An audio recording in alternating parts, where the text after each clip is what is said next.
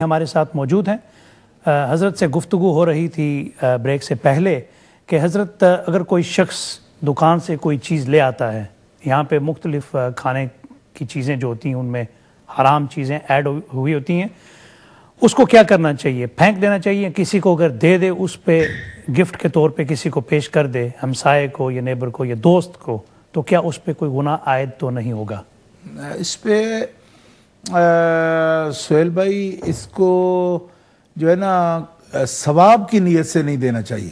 ٹھیک، کیونکہ مسلمان کی یہ بھی شان نہیں ہے کہ وہ حرام چیز کا کسی کو تحفہ پیش کرے چاہے غیر مسلم ہی ہو۔ ٹھیک ہے، لیکن یہ ہے کہ کئی لوگ ایسے حاجت مند، ضرور میں اس معاشرے کی بات کر رہا ہوں، ٹھیک، اس معاشرے کے اندر چونکہ غیر مسلم بھی ہر طرح کے ہیں، جن میں کئی بیچارے بھوکے بھی ہو سکتے ہیں، اس طرح کے ہو سکتے ہیں، ثواب کی نیت نہ کرے، کیونکہ جو مسلمان ثواب کی نیت کسی حرام چیز پر کرے گا تو اس کے ایمان کا گھاٹا ہو جائے گا، اللہ اکبر، خسارہ ہو جائے گا۔ ہاں، لیکن یہ ایک جیسے آپ کہہ سکتے ہیں کہ ایک جو ہے حسن سلوک ہے، ٹھیک، حسن سلوک، جی، کہ وہ چیز ضائع بھی ہو سکتی ہے، اگر مثلا وہ پھینک دیتا ہے تو ضائع ہو گئی، اس کے پیسے اس نے بھرے ہیں، ٹھیک، تو وہ دوسرا جس کے کام وہ آ سکتی ہے اس کو وہ دے رہا ہے، لیکن ثواب کی نیت نہ کرے اس پر، ٹھیک، جی ہاں، چونکہ ثواب کی نیت کرنا کسی حرام چیز پر وہ درست نہیں ہے۔ ٹھیک ہے۔ اس کے بعد ایوب پٹیل صاحب نے سوال کیا تھا جس کا آپ نے تفصیل سے جواب ارشاد فرما دیا تھا بہت پہلے پروگرام کے شروع میں ہی، کہ جو لوگ بینکوں میں پیسہ رکھتے ہیں اور سیونگز ہوتی ہیں، اس کے متعلق جو سود ان کو ملتا ہے بینک میں پیسہ رکھنے کا، پہلے تو وہ مورگیج کا سوال تھا کہ اگر سود دینا، لینے کے متعلق حضرت تھوڑا سا اس پہ وضاحت۔ دونوں کا وہی حکم ہے، لینا دینا دونوں ٹھیک نہیں ہے۔ ٹھیک ہے، مسئلہ یہ ہے کہ بینک کی بات ہے، یہ فوراً نفع پر نہیں جانا چاہیے۔ ٹھیک، مسئلہ بینک کا ہے کہ بینک اگر اسلامی مضاربہ کر رہا ہے، نفع نقصان پر اکاؤنٹ ہولڈر جو ہیں ٹھیک ہے، انہوں نے نفع نقصان پر بینکنگ کی ہے، ٹھیک، اور ان کو نقصان بھی اسی طرح کا حصہ آتا ہے، شیئر آتا ہے باقاعدہ نقصان کا، لاس کتنا ہوا، ٹھیک، اور اسی طرح کبھی اس میں انٹرسٹ ہوا تو انٹرسٹ کا بھی شیئر آتا ہے جتنا ان کا اس پہ مطلب اسپینڈ کیا ہوا ہے یا لگا ہوا ہے۔ تو مسئلہ ہے کہ بینکنگ اگر اسلامی ہے، مضاربہ پر مال لگا ہے، تو آپ انٹرسٹ آپ کے لیے نفع حلال ہوگا، ٹھیک، اگر اسلامی بینکنگ ہے۔ جی جی، تو جب آپ بینکنگ جو ہے غیر شرعی کر رہے ہو تو پھر اس پر کیا کلام کرنے کا مطلب کیا؟ لیکن حضرت بعض بینک ایسے ہیں جو انٹرسٹ کو پروفٹ کا یعنی کہ منافع کا نام دے کر وہ اپنے جو اکاؤنٹ ہولڈرز ہیں ان کو پیش کرتے ہیں، اس کے حوالے سے کیا آپ کہیں گے؟ مسئلہ یہ ہے کہ نام بدلنے سے تو کچھ نہیں ہوتا نا، مطلب ہے نام صرف بدل دینے سے کیا ہوتا ہے؟ جی، وہ اس کا سسٹم دیکھنا پڑتا ہے کہ ان کا جو مطلب ہے بینکنگ کا آخر اصول کیا ہے، نفع آتا کہاں سے ہے؟ 1 روپیہ کیا 1.5 روپیہ ہو سکتا ہے؟ دنیا کے اندر کوئی ایسا میجک ہے جو 1 روپیہ کو 1.5 روپیہ بنا دے؟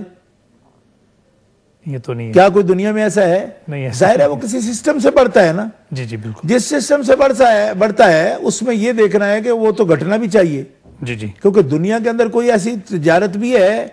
ایسا بزنس بھی ہے کہ جس میں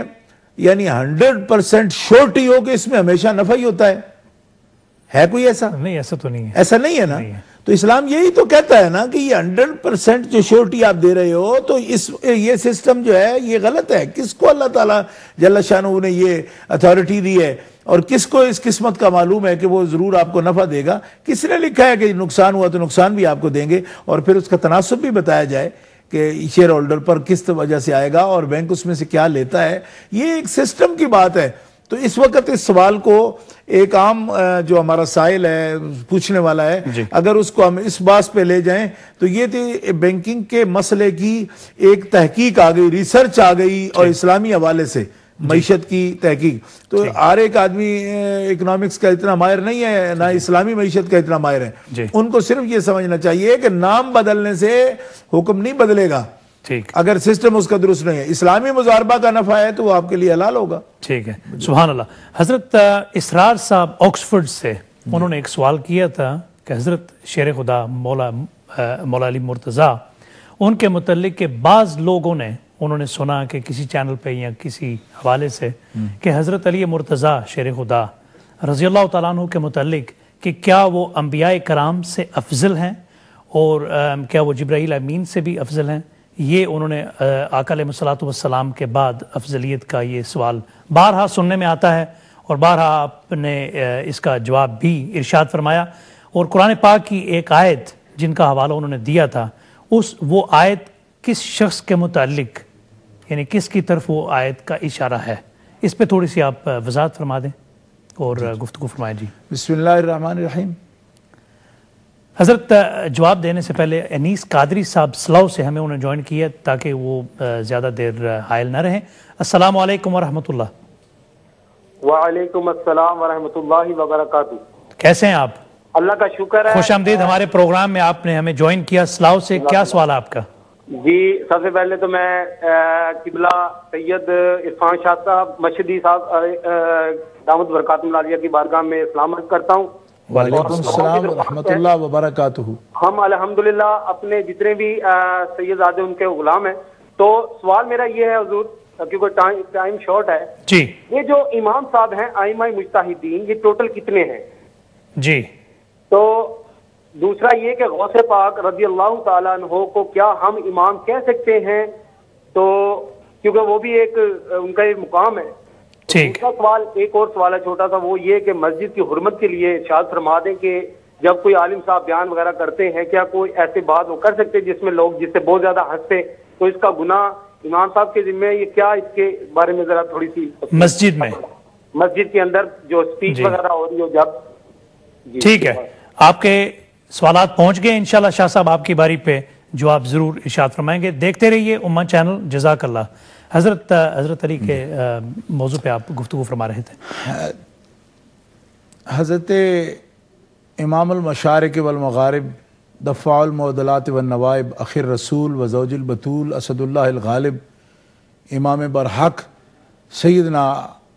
و مولانا علی ابن ابی طالب کرم اللہ تعالی وجہہ الکریم خلیفہ راشد ہیں، اور ہمارے اہل اسلام کے نزدیک آپ چوتھے خلیفہ راشد ہیں، اور دین اسلام کے اندر نبی کریم علیہ السلام کی امت میں جتنے بھی اعلیٰ سے اعلیٰ درجات قرآن مقدس نے مومن کے روحانی ایمانی درجات جتنے بھی بیان فرمائے ہیں، حضرت مولا علی شیر خدا کرم اللہ تعالی وجہ الکریم ان تمام مراتب میں امت میں امتیوں کے لیے قرآن نے جو مراتب بیان فرمائے ہیں ان میں آپ سب میں شریک ہیں۔ ٹھیک، کیونکہ آپ سابقون الاولون میں سے ہیں، جی، آپ عشرہ مبشرین میں سے ہیں، آپ مجاہدون جو فضل اللہ المجاہدین باموالہم وانفسہم علی القاعدین درجہ، تو آپ قاعدین میں نہیں مجاہدین میں ہیں، سبحان اللہ، اور خیبر شکن ہیں، آپ فتح مکہ سے پہلے اور سابقون الاولون میں سے ہیں، لیکن یہ بھی ایک فضیلت ہے کہ فتح مکہ سے پہلے والوں کی، تو ساری خصوصیات جتنی بھی کسی مومن امتی کی ہو سکتی ہیں اعلیٰ سے اعلیٰ، جی، آپ ان سب میں شریک ہیں۔ ٹھیک ہے جی، جی، مگر یہ کسی شخص کا یہ کہنا کہ وہ انبیاء کے برابر ہیں یا انبیاء سے افضل ہیں، ٹھیک، یہ عقیدہ کفریہ ہے۔ اگر کوئی شخص کلمہ گو یہ عقیدہ رکھتا ہے تو العیاذ باللہ تعالی وہ دائرہ اسلام سے خارج ہو جاتا ہے، فوراً اس سے توبہ کرنی چاہیے، اس لیے کہ انبیاء کرام علیہم السلام وحی کے ساتھ، قطعی وحی کے ساتھ ممتاز ہیں، اور کوئی بھی غیر نبی انبیاء کا برابر بھی نہیں ہو سکتا، چاہے جائے کہ انبیاء سے رتبے میں بڑھ جائے۔ ٹھیک، مولا علی شیر خدا امام الاولیاء ہیں، صحابہ میں بھی سرتاج ہیں، بڑا بلند و بالا رتبہ ہے سرکار کا، اور وہ ہر خیر میں سابق بالخیرات جو لوگ ہیں ان میں سے ہیں۔ اور میں تو یہ سمجھتا ہوں کہ قرآن مقدس کی جتنی امتیوں میں، امت محمدیہ میں جتنی خوبیاں ہیں، جی، کوئی ایک خوبی بھی ایسی نہیں ہوگی جو حضرت مولا علی شیر خدا میں نہ پائی جاتی ہو، لیکن انبیاء کرام علیہ السلام اور رسول اعظام علیہ السلام جو صاحب وحی ہیں اور صاحب کتاب ہیں، اور جن کا امتیاز یہ ہے کہ اللہ رب العزت جل وعلا نے ان کو نبوت سے سرفراز فرمایا ہے، ان سے افضل کہنا الیاذم باللہ تعالی بدترین کفر ہے، اور ان کے برابر کہنا بھی، من کل الوجوہ انبیاء کے برابر کہنا بھی یہ بدترین کفر ہے۔